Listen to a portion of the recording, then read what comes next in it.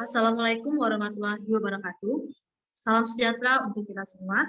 Selamat malam. Perkenalkan saya Yulitina Harefa yang akan menjadi pemandu atau moderator dalam presentasi pada hari ini.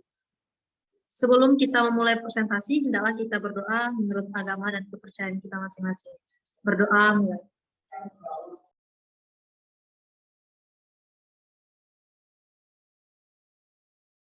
Berdoa selesai. Yang kami hormati Ibu dosen Maisri Lena SPD MPD, selaku dosen mata kuliah strategi pembelajaran SD, dan yang kami kasihi rekan-rekan kami dari kelompok 8 yang mengikuti presentasi pada hari ini.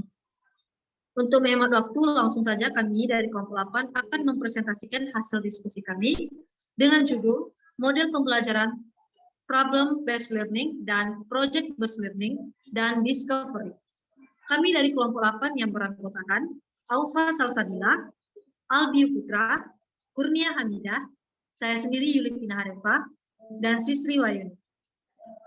Langsung saja kepada materi yang pertama yang akan saya sampaikan. Next.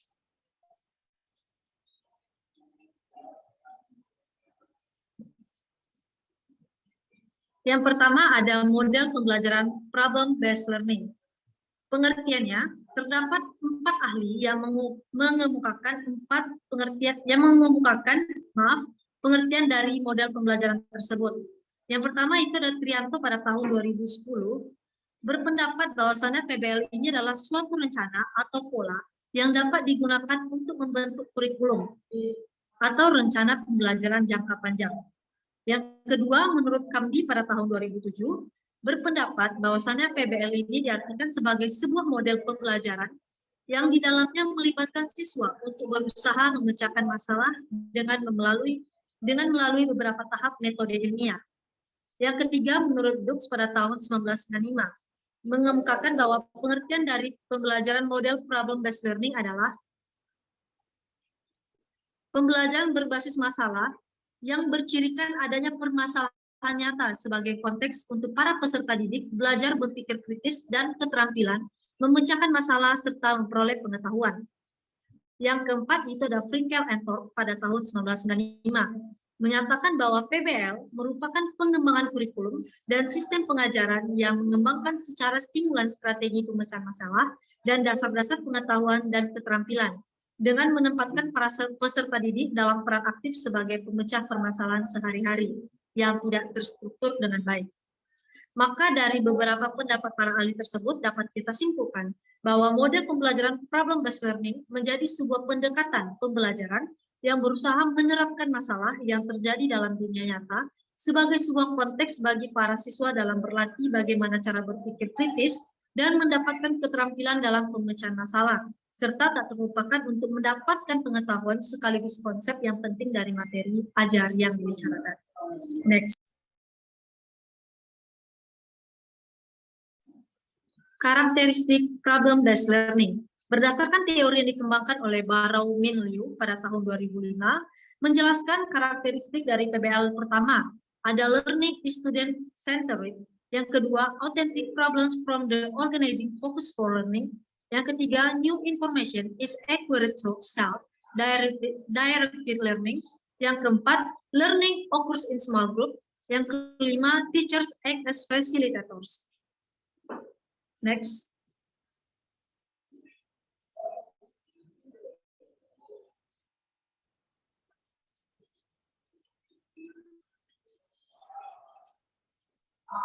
Langkah-langkah model problem-based learning. Menurut Trianto, ada 5 langkah melalui kegiatan kelompok. Yang pertama, mendefinisikan masalah. Yang kedua, mendiagnosis masalah. Yang ketiga, merumuskan alternatif strategi. Yang keempat, menentukan dan menerapkan strategi pilihan. Dan yang terakhir, melakukan evaluasi. Sedangkan menurut pendapat ahli lainnya, Aris Soimin pada tahun 2014, langkah-langkahnya yaitu yang pertama, guru membantu siswa mendefinisikan dan mengorganisasikan tugas belajar. Yang kedua, guru mendorong siswa untuk mengumpulkan informasi yang sesuai. Yang ketiga, guru membantu siswa dalam merencanakan serta menyiapkan karya yang sesuai. Yang keempat, guru membantu siswa untuk melakukan refleksi atau evaluasi terhadap penyelidikan mereka. Yang kelima, guru menjelaskan tujuan pembelajaran. menjelaskan logistik yang dibutuhkan, dan memotivasi siswa terlibat dalam aktivitas pemecahan masalah yang dipilih. Next.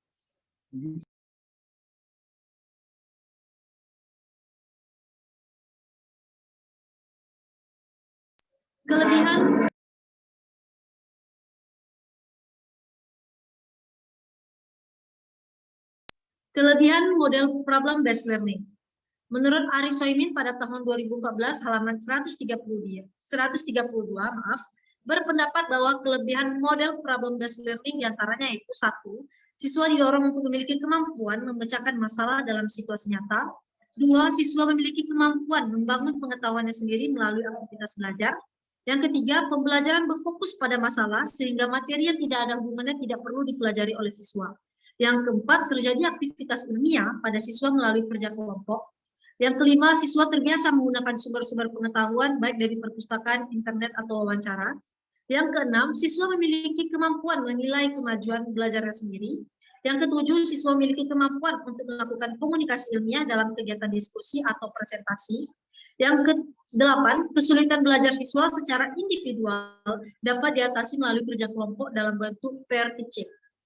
Sedangkan menurut pendapat ahli yang lain, Suyanti pada tahun 2010, kelebihan dalam penerapan model PBL tersebut yaitu yang pertama, PBL dirancang untuk membantu pembelajar dalam membangun kemampuan berpikir kritis, pemecahan masalah, dan intelektual mereka. Yang kedua, membuat mereka menjadi pembelajar yang mandiri dan bebas. Yang ketiga, pemecahan masalah merupakan teknik yang cukup bagus untuk memahami isi pelajaran. Yang keempat, dapat memberikan kesempatan pada siswa untuk mengaplikasikan pengetahuan yang mereka miliki dalam dunia nyata.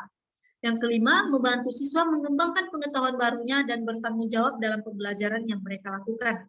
Yang keenam, melalui PBL ini bisa memperlihatkan kepada siswa bahwa setiap mata pelajaran pada dasarnya merupakan cara berpikir dan sesuatu yang harus dimengerti siswa, bukan hanya sekedar belajar dari guru atau dari buku-buku saja. Yang terakhir, dapat mengembangkan minat siswa untuk terus-menerus belajar sekalipun belajar pada pendidikan formal atau maksudnya pendidikan formal berakhir. Next.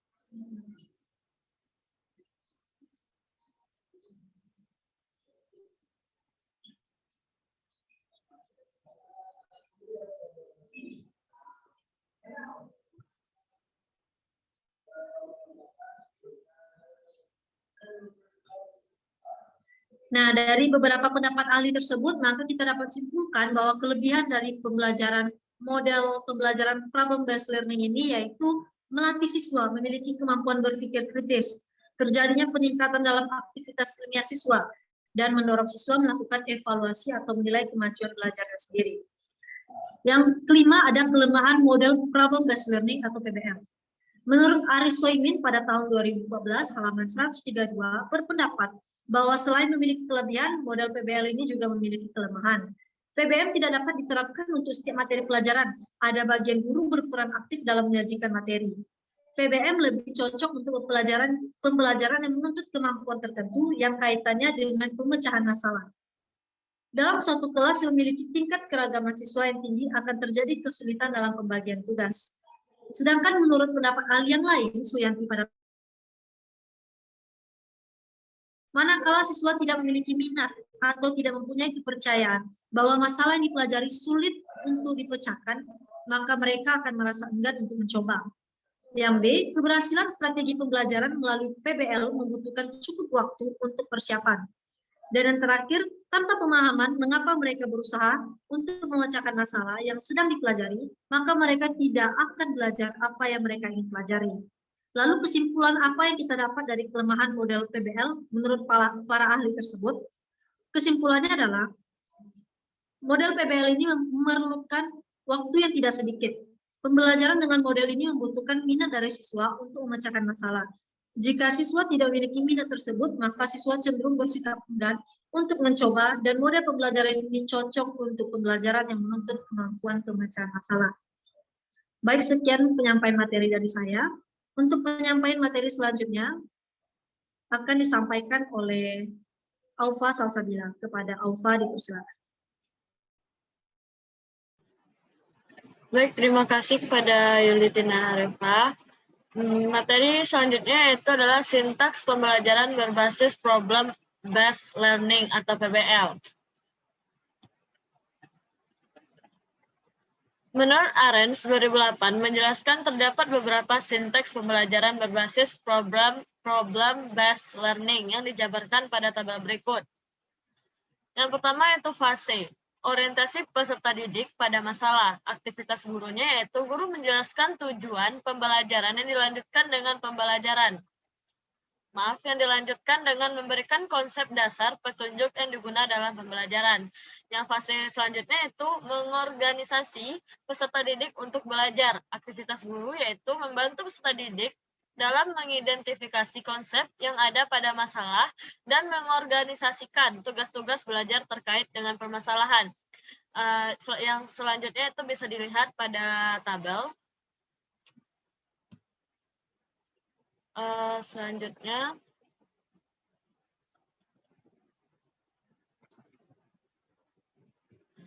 yang ketujuh yaitu contoh penerapan PBL. Contoh penerapan model pembelajaran problem-based learning menurut Trianto 2017 adalah sebagai berikut. Fase atau indikatornya, yang pertama mengorientasi peserta didik terhadap masalah. Kegiatan atau perilaku guru yang dapat guru lakukan yaitu menjelaskan tujuan pembelajaran dan saran atau logistik yang dibutuhkan. Yang kedua, mengorganisasikan peserta didik untuk belajar. Kegiatan guru yaitu pendidik membantu peserta didik untuk mendefinisikan dan mengorganisasikan tugas belajar yang berhubungan dengan masalah tersebut. Adapun tabel selanjutnya bisa dibaca. Lanjut ke materi selanjutnya yaitu model pembelajaran discovery learning. Yang pertama, pengertian pembelajaran discovery learning. Menurut Hanafiah 2012, menyatakan bahwa model pembelajaran discovery learning adalah rangkaian kegiatan pembelajaran yang melibatkan secara maksimal seluruh kemampuan peserta didik untuk mencari dan menyelidiki secara sistematis. Yang kedua yaitu menurut Syah 2017, bahwa model discovery learning merupakan model yang lebih menekankan pada pengalaman langsung siswa dan lebih mengutamakan proses daripada hasil belajar. Yang ketiga yaitu menurut Arens 2015. Discovery learning adalah model pembelajaran yang menekankan proses pembelajaran yang berpusat pada peserta didik dan pengalaman belajar secara aktif yang akan membimbing peserta untuk menemukan dan mengemukakan gagasan terkait topik yang dipelajari. Dan menurut Ertikanto 2016, model pembelajaran discovery learning sebagai sebuah model pembelajaran yang mendukung seorang individu atau kelompok untuk menemukan pengetahuannya sendiri berdasarkan pengalaman. Selanjutnya, yang kedua yaitu ciri-ciri pembelajaran discovery learning. Menurut Hosnan 2014 menyatakan bahwa ciri-ciri utama pembelajaran menemukan atau discovery learning adalah sebagai berikut. Yang pertama, mengeksplorasi dan memecahkan masalah untuk menciptakan, menggabungkan, dan menggeneralisasikan pengetahuan. Yang kedua, pembelajarannya berpusat pada siswa. Yang ketiga, kegiatan pembelajaran dilaksanakan untuk menggabungkan pengetahuan baru dan pengetahuan yang sudah mapan. Yang ketiga yaitu tahapan, langkah, dan prosedur pelaksanaan discovery learning sebagai berikut. Yang pertama, stimulation atau stimulus. Memulai kegiatan proses mengajar belajar dengan mengajukan pertanyaan, anjuran membaca buku, dan kegiatan belajar lainnya. Yang kedua yaitu problem statement atau pernyataan atau identifikasi masalah, yakni memberikan kesempatan kepada siswa untuk mengidentifikasi sebanyak mungkin agenda-agenda masalah yang relevan dengan bahan pelajaran. Yang ketiga, data collection atau pengumpulan data, memberikan kesempatan kepada para siswa untuk mengumpulkan informasi sebanyak-banyaknya yang relevan untuk membuktikan benar atau tidaknya hipotesis. Yang keempat yaitu data processing atau pengolahan data, mengolah data dan informasi yang telah diperoleh para siswa. Yang kelima, verification atau pembuktian, yakni melakukan pemeriksaan secara cermat untuk membuktikan benar atau tidaknya hipotesis tersebut.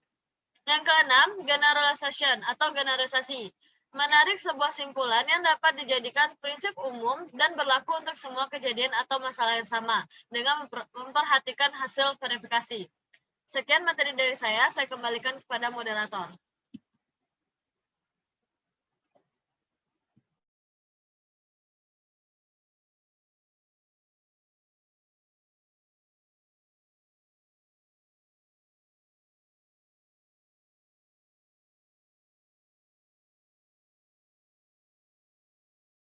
Baik, terima kasih kepada Aufa Salsabila. Untuk materi selanjutnya akan disampaikan oleh Albiu Putra. Kepada Albiu dipersilakan.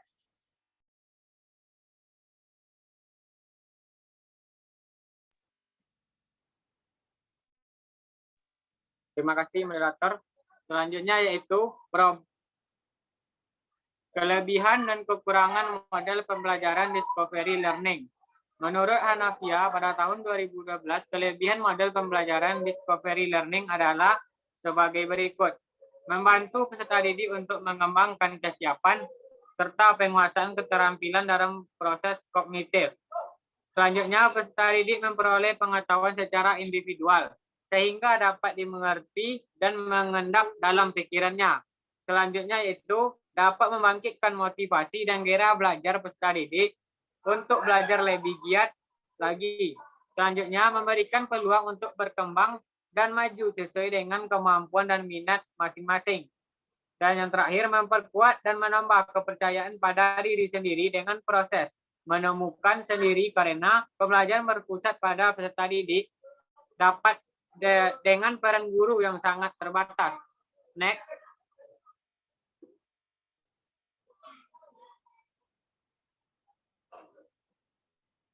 Hanafiah pada tahun 2012 mengemukakan kelemahan model Discovery Learning adalah sebagai berikut. Yang pertama itu, siswa harus memiliki kesiapan dan kematangan mental. Siswa harus berani dan berkeinginan untuk mengetahui keadaan sekitarnya dengan baik. Terkadang terhitung sangat sulit untuk mewujudkannya. Yang kedua, dalam keadaan di kelas yang memiliki jumlah siswa terlalu banyak, maka metode ini tidak akan mencapai hal yang memuaskan. Guru akan kesulitan untuk benar-benar memperhatikan proses pembelajaran setiap murid. Kelemahan selanjutnya itu guru dan siswa yang sudah sangat terbiasa dengan PBM gaya lama, maka metode Discovery Learning ini akan mengecewakan.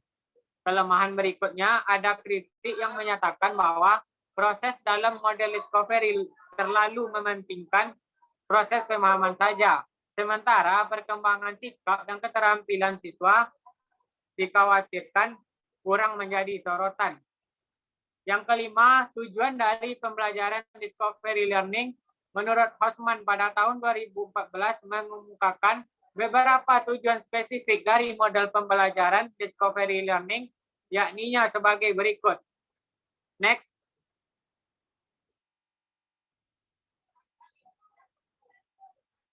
Yang pertama itu, dalam Discovery Learning, siswa memiliki kesempatan untuk terlibat secara aktif dalam pembelajaran. Kenyataan lapangan juga menunjukkan bahwa partisipasi banyak siswa dalam pembelajaran meningkat ketika model pembelajaran ini digunakan. Yang kedua, melalui pembelajaran dengan Discovery Learning, siswa belajar menemukan pola dalam situasi konkret maupun abstrak. Juga siswa banyak meramalkan atau ekstrapolate informasi tambahan yang diberikan. Yang ketiga yaitu siswa belajar merumuskan strategi tanya jawab yang tidak rancu dan menggunakan tanya jawab sebagai alat untuk memperoleh informasi yang bermanfaat dalam menemukan pengetahuan. Yang keempat yaitu pembelajaran dengan Discovery Learning membantu siswa membentuk cara kerja bersama yang efektif, saling membagi informasi, serta mendengar dan mengaplikasikan ide-ide orang lain. Yang kelima yaitu terdapat beberapa fakta yang menunjukkan bahwa keterampilan, konsep-konsep, dan prinsip-prinsip yang dipelajari melalui Discovery Learning lebih bermakna. Keterampilan yang dipelajari dalam situasi belajar penemuan dalam beberapa kasus lebih mudah ditransfer untuk aktivitas baru dan diaplikasikan dalam situasi belajar yang baru pula. Next.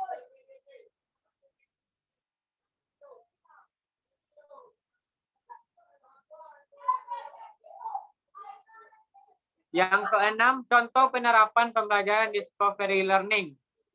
Berdasarkan langkah-langkah di atas, berikut adalah contoh penerapan sintak model pembelajaran discovery learning. Ada beberapa fase. Fase pertama yaitu stimulasi. Kegiatannya, pembelajaran dimulai dengan guru mengajukan pertanyaan, contoh-contoh atau referensi lainnya, dan penjelasan singkat yang mengarah pada persiapan pemecahan masalah. Tahap ini berfungsi untuk menyiapkan kondisi belajar yang dapat membuat siswa dalam mengeksplorasi bahan ajar. Siswa dihadapkan dengan pertanyaan atau persoalan relevan untuk menumbuhkan keinginan untuk menyelidiki dan mencari tahu sendiri jawabannya. Fase berikutnya yaitu fase identifikasi masalah. Dengan kegiatan, guru memberi kesempatan kepada siswa untuk memberikan pendapat atau jawaban sementara terkait dengan topik pembahasan. Next.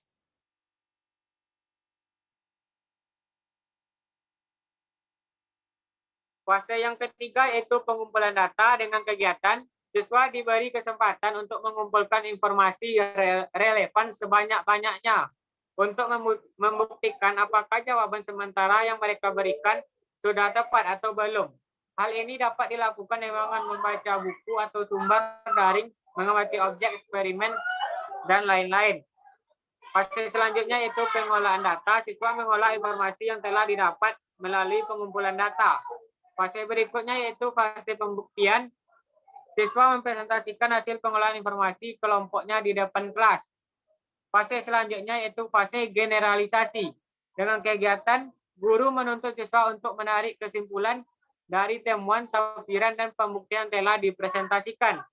Dan fase terakhir atau penutup, dengan kegiatan guru mengulas kembali materi yang telah dipelajari bersama-sama.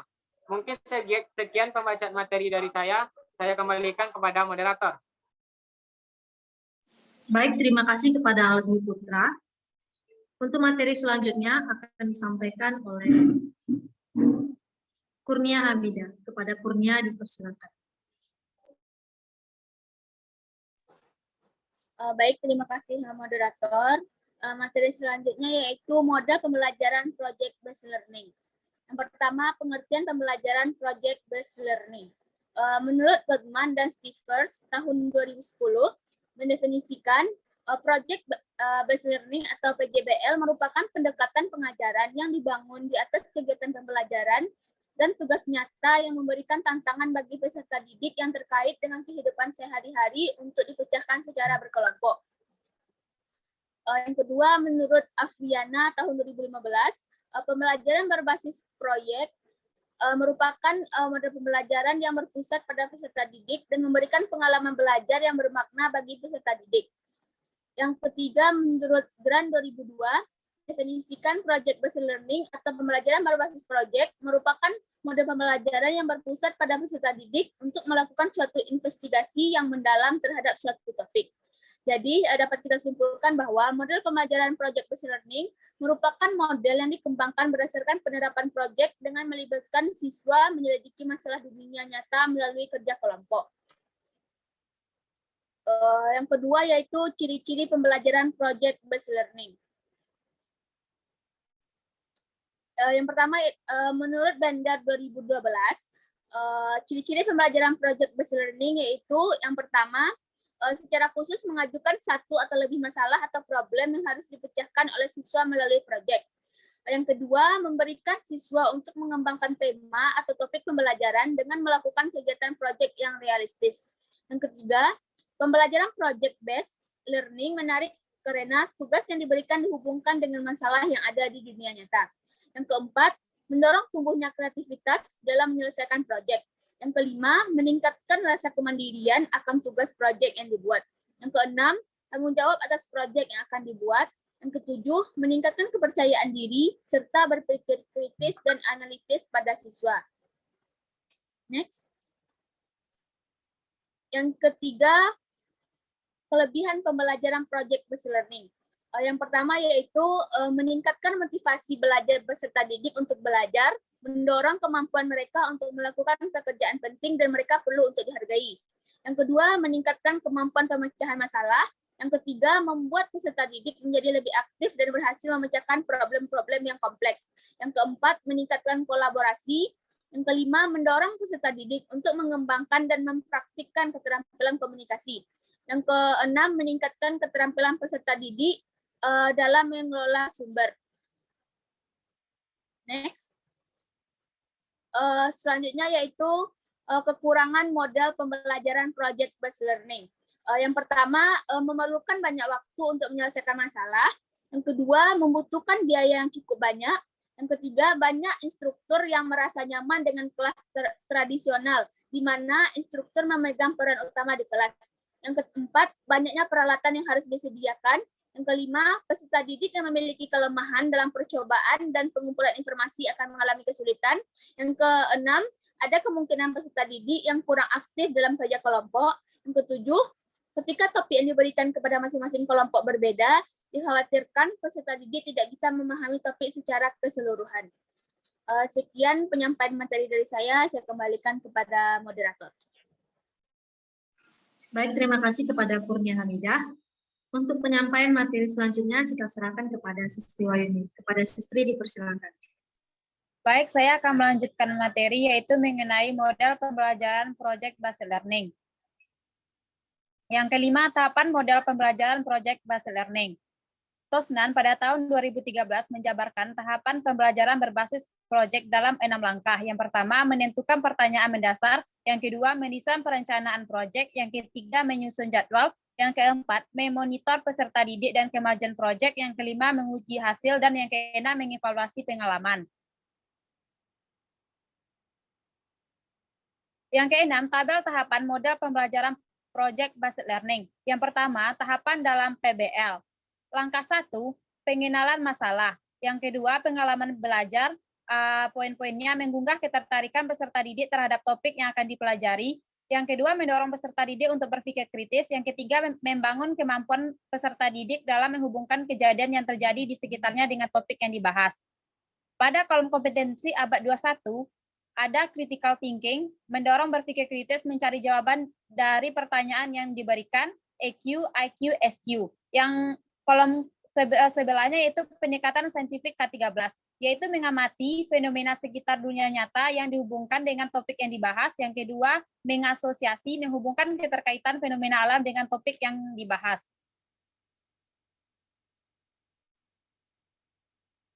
Untuk tabel tahapan dalam PJBL langkah kedua yaitu penyusunan rancangan proyek. Untuk kolom pengalaman belajarnya yaitu mengorganisasikan peserta didik dalam kelompok kerja, membangun kerjasama sesama peserta didik, membangun komunikasi antar peserta didik, menentukan dan menemukan rancangan proyek sendiri. Untuk kolom kompetensi abad 21-nya yaitu critical thinking, kreatif, collaboration, dan communication. Untuk kolom pendekatan saintifik K13-nya, mendiskusikan rancangan proyek, mencoba mengkomunikasikan dengan tema dan pendidiknya.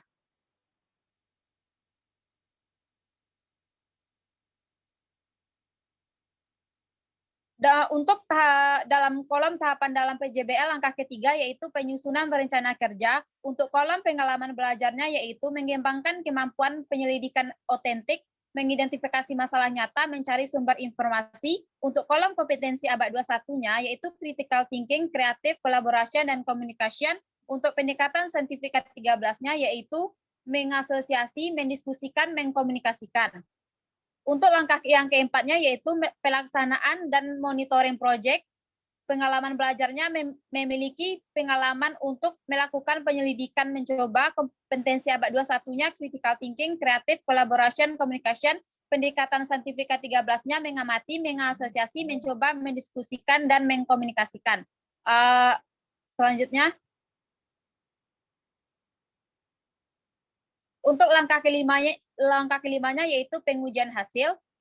Untuk kolom pengalaman belajarnya yaitu menyusun bahan presentasi, menyampaikan hasil proyek, menjawab pertanyaan saat diskusi, mengembangkan kemampuan menampilkan hasil karya, mengemas produk. Untuk kolom kompetensi abad 21-nya kreatif, communication, collaboration. Untuk kolom pendekatan saintifiknya yaitu mendiskusikan, mengkomunikasikan. Langkah keenam yaitu pada kolom tahapan dalam PJBL, evaluasi dan refleksi, kolom pengalaman belajarnya yaitu mengembangkan kemampuan menganalisis hasil proyek, kemampuan mengambil keputusan. Untuk kolom kompetensi abad 21-nya critical thinking, EQ, IQ, SQ, dan untuk kolom pendekatan saintifika 13-nya mengasosiasi. Baik, sekianlah materi dari saya kembalikan kepada moderator. Baik, terima kasih kepada Sisri Wayuni. Baiklah, sekian hasil presentasi dan hasil diskusi kami dari kelompok 8. Apabila terdapat kesalahan, kami meminta maaf. Sekian, Assalamualaikum warahmatullahi wabarakatuh. Salam sejahtera. Waalaikumsalam warahmatullahi wabarakatuh.